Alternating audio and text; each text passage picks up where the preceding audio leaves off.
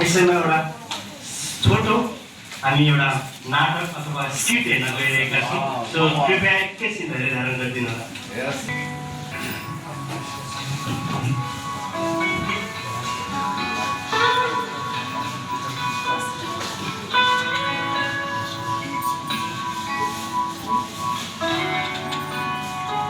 जब संसारमा अन्धकार थियो, मानिसहरू विभिन्न पापहरूमा फँसेका थिए।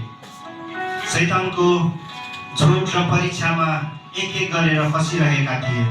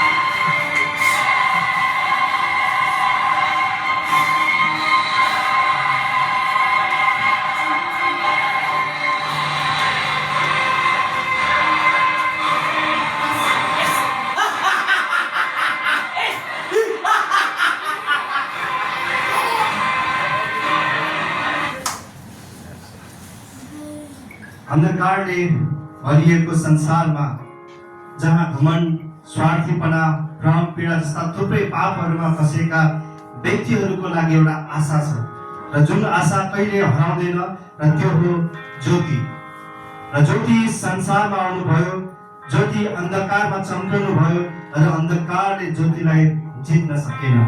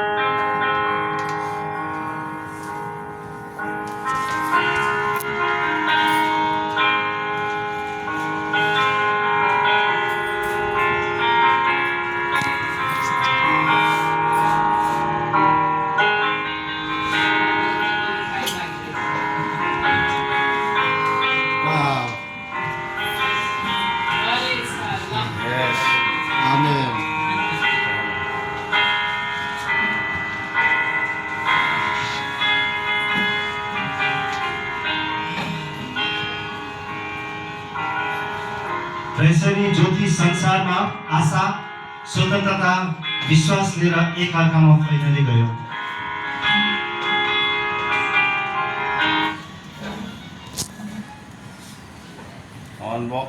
शैतान फेरि आउँछ र उसले ज्योतिमा भएकाहरूलाई हेर्छ र फेरि परीक्षामा पार्ने कोसिस गर्छ।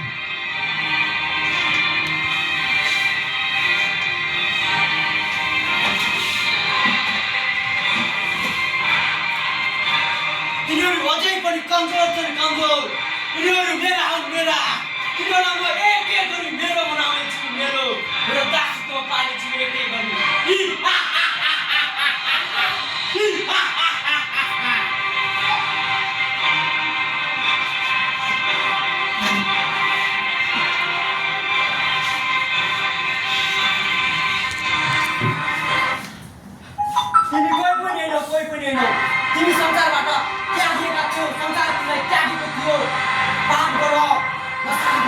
खाऊ मौज करो रमाओ।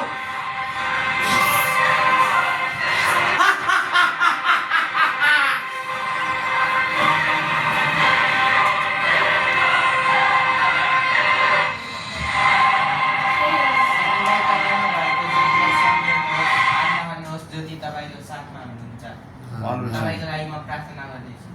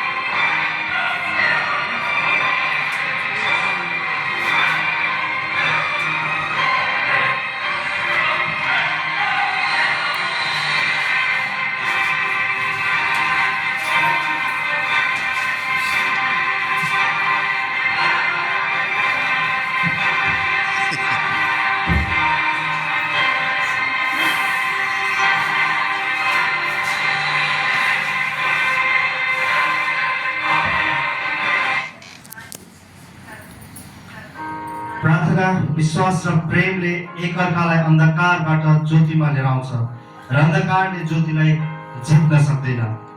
जसरी मत्ती 5:14-16 मा यहाँ यस्तो लेखिएको छ, तिमीहरू संसारका ज्योति हो, डाँडामा बसालिएको सहर लुक्न सक्दैन।